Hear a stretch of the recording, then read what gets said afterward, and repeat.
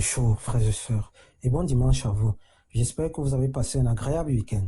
Le thème que nous allons développer ce matin est intitulé « Dieu se glorifie dans nos faiblesses ». Dieu se glorifie dans nos faiblesses. Dieu, c'est le Tout-Puissant, le premier et le dernier.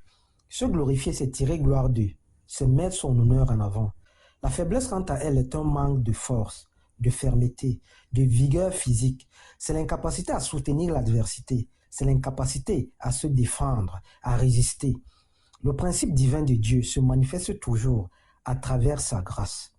La grâce de Dieu pour ses enfants que nous sommes est immense. Et cette dernière ne s'accomplit que lorsque nous avons cessé de compter sur nos capacités, sur nos qualités. La grâce de Dieu pour ses enfants ne s'accomplit que lorsque nous dépendons exclusivement de lui, comme un nourrisson dépend de sa mère. À ce moment précis, Dieu se sert de nos limites, de nos faiblesses, de nos lacunes pour se glorifier dans notre vie.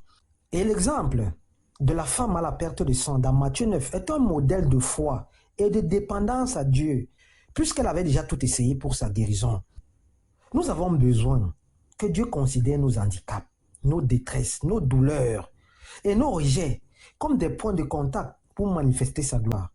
Nos peines doivent lui fournir l'opportunité pour qu'il se révèle à nous, pour qu'il impacte notre vie, pour qu'il entre en scène quand tout espoir s'estompe, pour qu'il nous fortifie au jour du malheur. D'ailleurs, Philippiens 4, le verset 13 déclare « Je peux tout par celui qui me fortifie ». Dieu a pour projet d'illuminer notre vie, de nous conduire. Et lorsque sa grâce est manifeste en nous, tout devient possible. Que nous soyons faibles, méprisés ou rejetés.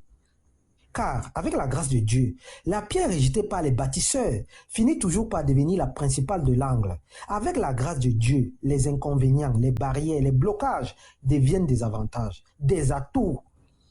De façon simple, Dieu a choisi les choses folles du monde pour confondre les sages. Il a choisi les choses faibles pour confondre les forts. C'est la raison pour laquelle il se glorifie à travers les opprimés, les faibles, les laissés pour compte. Afin que nul ne vole sa gloire, afin que sa toute-puissance soit parfaite, manifeste et accomplie dans nos faiblesses. Frères et sœurs, lorsque nous sommes à bout de force, lorsque le désespoir s'installe, lorsque nous lâchons prise vis-à-vis de ce problème, de cette situation, c'est à ce moment précis que le Tout-Puissant entre en scène. Car ce dernier se glorifie dans nos moments de doute, de stress, de dépendance. Peut-être que nous prévoyons présenter un concours. Peut-être que nous prévoyons lancer un projet, une nouvelle affaire. Cela nécessite sûrement des fonds, des parrainages. Mais nos limites nous empêchent de continuer à croire, de continuer à lutter. Sauf que Dieu, le plus grand des parrains, aimerait juste que nous nous réfugions en lui, que nous nous cachions derrière lui pour que notre lumière jaillisse des ténèbres. Peut-être que nous ne sommes pas encore mariés. Et l'âge ne fait qu'avancer. Nous nous sentons inutiles, sans importance. Et nous nous disons que le bonheur est sûrement derrière nous. Or, Dieu veut que nous oublions cet âge et que l'on se souvienne juste qu'il est le même hier, aujourd'hui, demain, éternellement. S'il l'a fait pour Sarah, alors que son âge était problématique, ne le fera-t-il pas pour nous, afin que la stérilité se transforme en fécondité, que la maladie devienne guérison. Et ce dernier se sert de nos faiblesses, de nos limites pour se glorifier, pour manifester sa toute-puissance. Raison pour laquelle nous ne devons jamais perdre la foi, car nous avons un Dieu qui se glorifie dans nos moments de faiblesse. Frères et sœurs, lorsque nous avons compris que sans le Tout-Puissant, nous sommes sans force, inutiles, et que nous remettons notre vie en ses mains expertes, seule sa grâce va nous suffire. Seule sa grâce dès lors va nous combler. C'est d'ailleurs ce qui faisait la force de Paul. Ce dernier, vu qu'il était totalement en Dieu, se plaisait plutôt dans les persécutions, dans l'opprobre, dans ses faiblesses.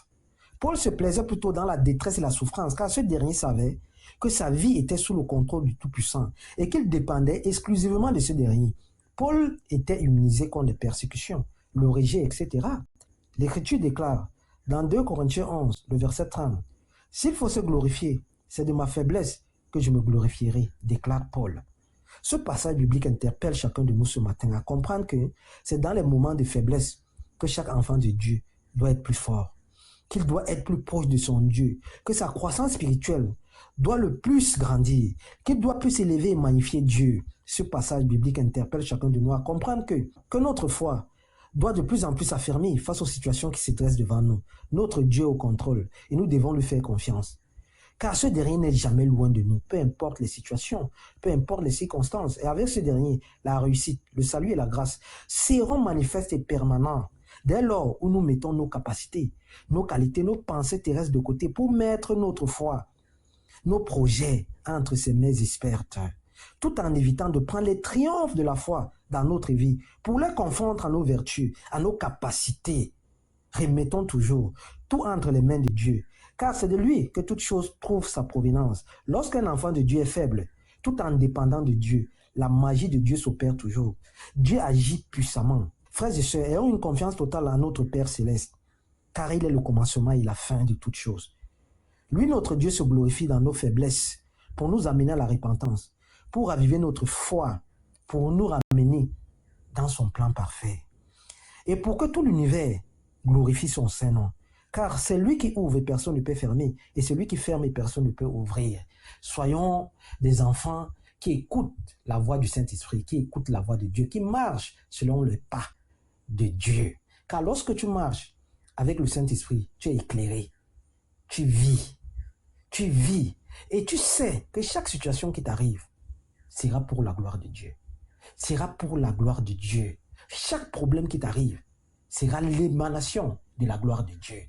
Nous devons tirer des leçons de ce qui nous arrive, car Dieu parle tantôt d'une façon, tantôt d'une autre, mais nous n'en prenons point garde. Bon dimanche et bon début de semaine, c'est ce thème qu'on avait à développer. Bon dimanche et bon début de semaine, c'est ce thème qu'on avait à développer ce matin. Merci.